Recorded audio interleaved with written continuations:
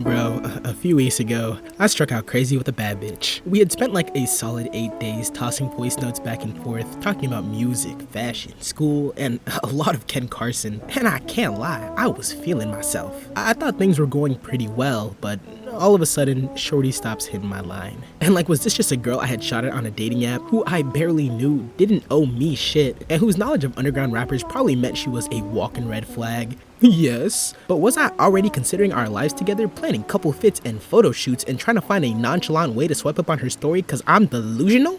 Duh. But like, bro, she was so pretty. And now, I'm prickly and annoyed. And I'm getting peeved at myself for tripping over something so trivial, which only serves to make me more prickly and annoyed. The point is, I'm spiraling, spending most of my week ideating between various forms of homicide and self-side, but largely the latter.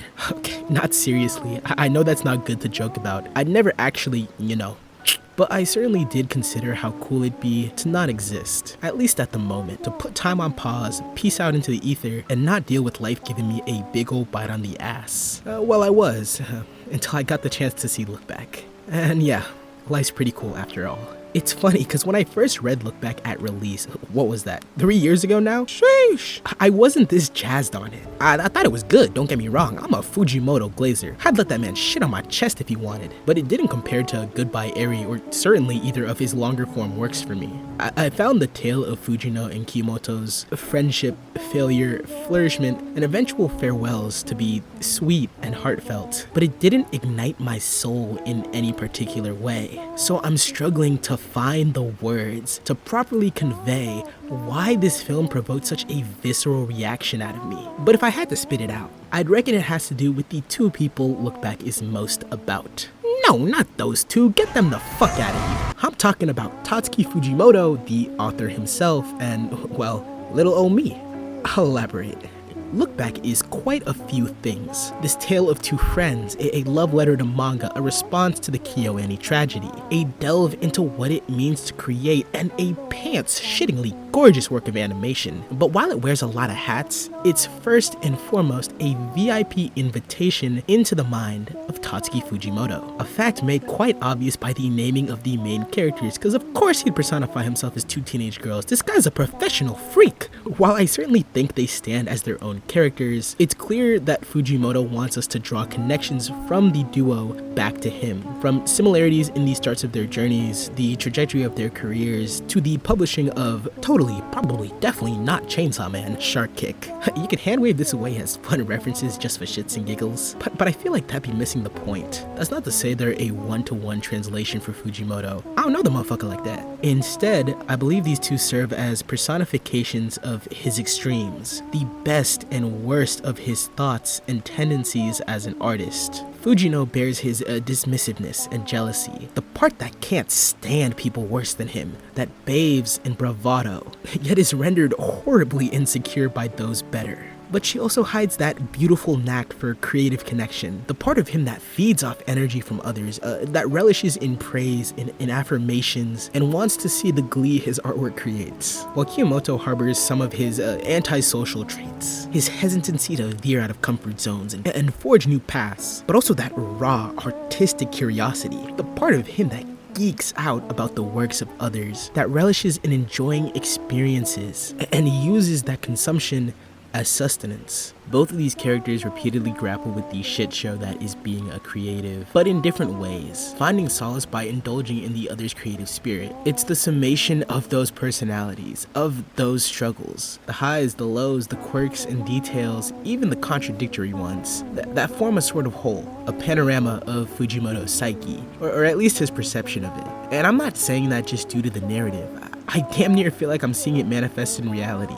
You can see some of this in the way he releases and discusses Chainsaw Man Part 2. Don't get me wrong, Chainsaw Man Part 2 is gas. The story has never stopped being entertaining, and I know better than to judge a Fujimoto work before I see the full scope of it. But there's this almost looming sense of fatigue over the story that I just can't shake. It's just these little dinks and cracks. The less consistent art, the shorter page counts, the frequent break weeks. All things I don't fault him for. Take your rest and chef that story king. But combined with the way he's discussed his relationship to drawing, expressing his desire to someday leave the pen behind and take up writing as his main forte, and then seeing the way Fujino burns out or gripes about moving forward, I don't know, I can't help but find that significant.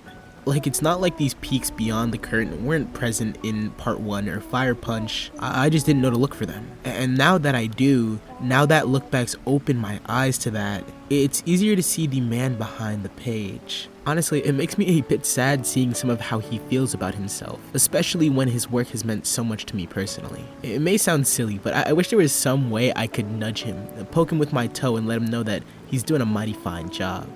That sadness doesn't stretch too far, however, because some sick part of me is glad he shared so many of his insecurities in this story. Because god damn it, I'm also both of these characters. I've always been hesitant to call what I make art, and even more so to look at myself as an artist. I'm certainly creating, that much is plain factual, but art feels like this reverent sort of status, and I never wanted to be too far up my own ass. When I first started this shit, I was just a dumbass with access to Google Docs and a pirated Adobe suite. And I'm still that same dumbass. My Adobe's still less legal than Dr. Disrespect's next date. I'm just a tad less niche and have slightly more swag now. Even if I haven't changed that much, my relationship to creating sure has. You know all that whining and whinging I did earlier about briefly considering non-existence? I feel that way about this channel sometimes. I wonder what it'd be like if I could just pluck it out of existence for a bit, to not stress about an algorithm or get down on myself for being inconsistent, and just vibe out for an undefined amount of time. Of course, I love doing this, but sometimes the process is so frustrating, the feedback so unsatisfying, and my own personal shortcomings so demotivating that I get mired in the fog and lose sight of what I'm shooting for. I'll never forget crying myself to sleep when my first big Bleach video got wiped from the platform due to copyright. I'd never been so creatively crushed before or since. At the time, I couldn't understand why I was so deeply bothered by it. I felt like such a pussy. But looking back and remembering the seemingly never-ending well of comments, the anecdotes, the arguments, the bonding and shared personal experiences, hard-coded binary proof of joy I had brought to people over a series I cherished deeply. Yeah, of course losing that fucked with me. When I first read Look Back, I hadn't been at this long enough to ever trudge through the valleys of it. I never failed to actualize an idea I wanted to work desperately, or stared in agony at the gap between my ambition and my ability. I never felt the anxiety of reaching out to one of my peers, or had my body crash on me after spending 7 hours manically working on something. I'd never been hit with enough dopamine to charge a car battery by a successful effort, or hit a 6-month slump where I couldn't produce shit for the life of me. Put plainly, I just didn't get it. And now I do. And now I do. I've been both of these little girls, as strange and freaky sounding as that is to say. Look Back is both a magnifying glass and a mirror. I peer through this movie and I see the artist behind it, and most importantly, I see myself reflected in it. And funnily enough, I find that pretty comforting. To see that someone I look up to this heavy while clearly loving their craft also kinda hates it too, I can't help but giggle at that. That's wickedly cathartic. And I think he realizes that. I think he realizes that he can't be the only one who harbors those feelings. They kinda come with the territory. And it's that empathy that makes all us creative monkeys out here feel so seen by this film. But he also realizes that something keeps us going in the end. The reality of that implicated in one final, looming question. Why do you draw, Fujino? And you know, we never hear her answer. All we get is that last shot of Fujino slogging her way back to the office, plopping in her seat, and continuing to draw. But somehow, that's enough.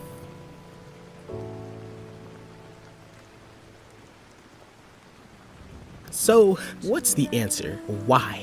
Why do we draw? Why do we create? What slop are they putting in our trough? What's the cheese at the end of the rat race? Fuck if I know. That's for you to figure out, motherfucker. This shit's all individual, and it only really works if you pick up the pen and fill in the blanks. But for myself, I hear you ask. Well, I left the theater with one prevailing thought. I will certainly not be killing myself today, or tomorrow, or the day after that, or ever. Partly because it'd be a huge pain in the ass, mostly because Bleach is airing again and Tyler just dropped this album, man. Have you seen this cookie? So, I hopped in the whip, drove home, sat my ass in my chair, and opened Premiere. Cause the art's worth living for, whether I'm consuming it or creating it. The art's worth living for. And wouldn't you know, as I sat there editing, I checked my phone, and Shorty had hit me back. I'm just kidding. That would have been a sick end to the video though, right?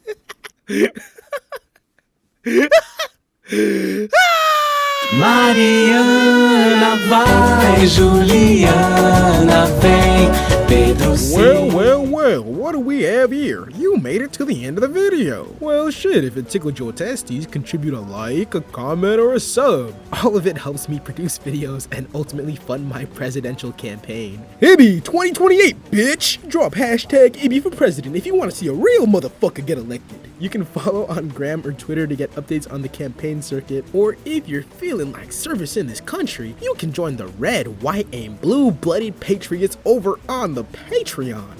Real shit, y'all, I'll never get over this support. It means more to me than you'll ever know. You beautiful little creature. I can't thank you enough. This one came together real quick since I wanted it to be chill and simple. We would have dropped this like 2 weeks ago, but I wanted to wait for Look Back to release on digital. The channel gained a lot of new faces after that Dan video, and I imagine this touchy-feely mush will scare most of them right off. But that just means more Ibby for the rest of ya. Okay, I'm keeping it brief this time since I popped out not too long ago, and stars willing, it won't be too long till we meet again. Stream that new Tyler, don't stream that new Uzi. Stream Look Back, it's out digitally by now, and let me know what y'all are watching right now, whether that's anime or just TV or even good YouTube videos, because my homepage has been ass. And please, for the love of God, go read a book, motherfucker. Have you seen the literacy rates? I'll even recommend you one. Go try The Midnight Library if you need to feel less shit about yourself. I just read it, thought it was pretty cool. Okay, goobers, duty calls. The bad bitches ain't gonna fumble themselves. The city needs me.